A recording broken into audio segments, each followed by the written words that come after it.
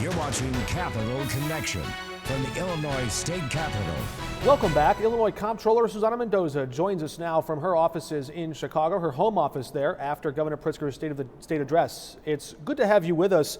What did you make of Governor Pritzker's State of the State address, but specifically his budget proposal? Well, I think that this is the most responsible state budget that I've ever seen introduced. I mean, I've been following this for quite some time, but there's been people that have followed this for far longer than I have. And I think that objectively speaking, the feelings are the same. This is a very responsible state budget, and it accomplishes a whole heck of a lot of things. We're still looking through it, but Senate Republican analysts who have reviewed the budget document say it grows overall spending by $2.5 billion in increases. Listen, I think it's going to be hard. They're going to try their best to poke some major holes into this, but this budget is super tight and it's super solid. And I would say that, it's false to say that there's $2.5 billion in permanent new spending added to this budget. I certainly wouldn't consider money for a new cadet class of state police officers to be a permanent new program. And putting money aside into the state's rainy day fund is not a permanent new program. Neither is adding $500 million above and beyond the statutorily required minimum payments to our pensions and better funding them. That's not a permanent thing. This is, in fact, a responsible budget that accomplishes a lot of good things for Illinois. And frankly, I believe when passed will lead to the next credit upgrade. The last time we spoke, we asked about that. How quickly might credit ratings agencies respond to Illinois' fiscal decisions, specifically that rainy day fund? There's a chart or a graphic at the governor's budget book that refers back to the days when we had something like $200 million in that rainy day fund. Then it was dwindled down and wiped out completely. Now he's trying to stack that rainy day fund back up to a level we haven't seen in at least a decade. What signal might that send to the ratings agencies if the rainy day fund had a little something in it? It's a huge signal. Look, I mean, the rating agencies have made it clear that they want to see continued forward progress and responsible fiscal stewardship coming out of the Comptroller's office, which of course we are doing that every day, and the governor's office and the legislature, frankly, right? And so I would say that the rainy day fund is something that you've heard me speak about since I took office. We had less than 30 seconds worth of government operations in our rainy day fund. It had been completely depleted by the prior administration. And since then, I've been not just talking about it, but introduced now 2 pieces of legislation that would trigger automatic deposits into our rainy day fund when our bills are being paid under 30 days. And I'm beyond elated to see that there is a huge commitment on behalf of the governor to fully funding, or better funding, I should say, at least our rainy day fund, from what, right now is $19 million. And by the way, that's progress considering we had $60,000 when I took office. But taking it from 19 million today to 800 million by the end of, within a year and a half, that is huge progress. And, my goal at the very least, that first marker that we should be really proud to hit will be when Illinois has 5% of a budget in its rainy day fund. That would be about $2 billion, and the governor's $800 million deposit and continued deposits by us when we can will likely get us close to $1 billion within a year and a half. That's hugely significant. And I believe we're not going to have to wait a year and a half to see the credit rating upgrade happen. I think it's, very, very soon that we'll see that. Of course, this just begins the budget negotiating process. You know that well from your days in the House as a member there, voting on budgets for years, now as the comptroller. But there are already some labor groups coming out and advocating against Governor Pritzker's idea to freeze the gas tax increase that was tied to inflation back in 2019. Do you wholeheartedly endorse every line item, every page of Governor Pritzker's budget, or are there things you would change? Well, I think there's a lot of things that I'm excited about. And remember, a budget, the first proposal by the budget is just that. It's a proposal. It's a starting point for the legislature and all the other parties that are impacted, good or bad, to come together and determine what that final document will look like. But, I think, of course, paying more into pensions and better funding them, that's a no-brainer. That he'll be the first governor in decades, literally, to do anything like that, even remotely responsible. And that's a big deal. Again, really securing the state's rainy day fund, great progress. I mean, nobody should be opposed to that. Giving people a break at the grocery store. Clearly, that's an indicator that all of us care about the fact that inflation is being felt. It's painful. And so giving people relief and property tax relief as well, those are all really great things that should not be controversial at all. Of course, the gas tax, while people hate paying for it, you could see where the opposition might come from that, because they had to pass a constitutional amendment to protect that revenue and make sure that it only goes towards improving our roads and infrastructure.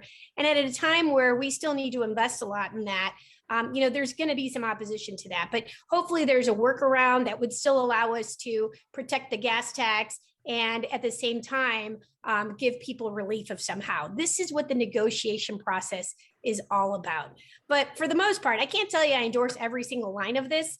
It's a starting point, but I am pretty excited about what I'm looking at. And I look forward to advocating for the passage of a budget that looks very close to this one, because again, I think it's going to be a ticket to the next credit upgrade. We heard from Governor Pritzker's budget director, Andy Minar, his deputy governor there in the budget office, and how they explain this. But we're already seeing that political fighting, the spin about the definition of the federal COVID relief money, the federal funds, and how the budget all came together in the aftermath of it. When you compare this budget to what you know about what's listed on your website now about how the state is spending COVID funds, everyone saw those headlines that Illinois was in line for a big pile of money from the federal government. People might not immediately be able to separate the two and say, wait, they're not using federal funds to make space in the budget? I thought Illinois was broke. How do you add that all up? That's a great question. And I would say that you don't even have to take my word for it. Just go to the website and see our transparency portal that we created. By the way, we're the first state in the country to create this transparency portal for COVID spending, federal funds that came in for us to be able to deal with the COVID pandemic. I created a portal on my website, illinoiscontroller.gov. You just click on the obnoxious yellow link at the top of the homepage, and that'll take you to our COVID portal. It's a transparency portal that follows where every single dollar went, down to the granular level. So people can track that, and I encourage them to do that because I think transparency is critically important. We're one of only a handful of states that actually have a transparency portal proving how every dollar of those federal dollars was spent when it comes to the COVID. Just for example, though, when we go through and look at some of those expenses on your website, there was money that came in from the federal government earlier in the pandemic, before the Biden administration. And then the Department of Corrections would take regular meal expenses that would usually come out of the state funds, and they would rack that up as a COVID expense. That's something that used to come out of the regular budget. So you see how they're creating this breathing room or space in the budget by shifting expenses from one bucket, saying, no, this is a COVID expense, and all of a sudden there's more money left over? Well, remember that, again, the COVID portal is going to track all of that, right? And you should be asking questions as to if you don't feel that there's enough clarity on there, right? Well, how do you explain leveraging this money for this specific purpose? But remember, the most important thing is this, that the COVID funds have serious restrictions attached to them. And so the only way that a voucher could be sent to my office and paid for is if it met the requirement of the COVID rules. And so there's lots of other scenarios that are probably could be potentially similar, but as long as they meet the requirements of that federal funding, then they can use it for those type of things. But again, listen, I had paid down the state's bill backlog by $9 billion before Governor Pritzker even became governor. And that was well before there was a pandemic or any kind of relief coming our way. And in fact, by the time that we got our first credit upgrade, that was, almost a year ago in April. And that was, I had already brought the bill backlog down to about $3 billion in April. We soon, after that, got our first credit upgrade and then a second one in June. And again, without using federal stimulus funds, because we hadn't even received that money yet. So if you just follow the calendar, you'll see that that is in fact true. Now, having said that, taxpayers did get direct federal stimulus payments into their own bank accounts, or they received them via a check. And thankfully, I think it's important to recognize that those taxpayers did, in fact, instead of saving the money, they put it right back into the economy. And that has helped me as controller to be able to leverage those increased revenues into the state's coffers, right? From tax, not so much from the taxes, but also from the direct stimulus to people's households. Because they spent those dollars in the economy, that helps strengthen Illinois. And what I did was leverage every dollar of those that I could to get federal matches and then continue to pay down the bill backlog and keep it at its lowest level in decades. So, it's a combination of things, but to be clear, the federal stimulus funds that Illinois received from DC, not a penny of that was used to pay down the bill backlog. It's a combination of smart fiscal management that didn't happen during the pandemic, but years before, since I took office in 2016.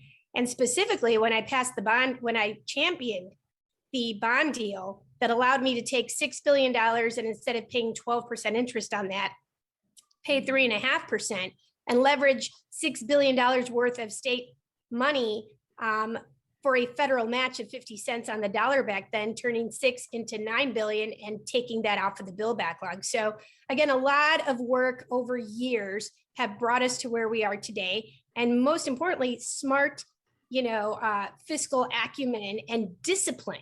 And you've heard me say, Mark, many times that we need to get into the habit of paying our bills on time, of not spending every penny that we get in, on actively saving money for a rainy day. And all of those things are happening as we speak. And frankly, they're all represented in this budget, which I'm happy to see. The ratings agencies will look for the rainy day fund. They'll look at things like fiscal restraint or discipline. They've already signaled that, but they also look at structural deficits or structural imbalances. They've said that several times. When they look at the state budget, when you look at the state budget, I think it's something like 500 plus pages long. Can you point to anything in this budget proposal that cures or prevents a structural deficit or structural imbalance? Yeah, I'll give you an example. For example, I'm going to pay down the remaining interfund borrowing. And that's going to happen by the end of June 30th of this fiscal year. That's almost $800 million. It's 700 and change, right? And so when we take that off of our books, that absolutely directly impacts the structural deficit. Now that 700 million and change is still like the aftermath, the lingering effects of the 736-day budget impasse. It actually has nothing to do with the COVID pandemic. That's still us trying to get past what we needed to do to get over the budget impasse and its horrible devastation to Illinois' finances. So when I pay down that remaining almost $800 million, which I have a plan to do before the end of this fiscal year, that's going to shave off, we're getting close to 800 million, almost $1 billion in structural deficits. So yeah, this is a big deal. This budget is solid. It's a strong fiscal and moral document. And it takes the success that we have achieved to this day and doesn't go on a spending spree, right? It's saving a tremendous amount of money into the rainy day fund, which is sound fiscal policy. The credit rating agencies are going to love to see that. The credit rating agencies are also going to love seeing me pay down the interfund borrowing. They have specifically mentioned that as a concern of theirs that has prevented us from moving forward on an upgrade. So I guarantee you we're going to see a credit upgrade once that money is paid down, if not even before. And I'm saying that out loud so that they understand that we are committed to doing everything that they've asked us to do to get those credit upgrades, because that means lower borrowing cost. It's a better return on investment for people's taxpayer dollars. And that matters to me, right?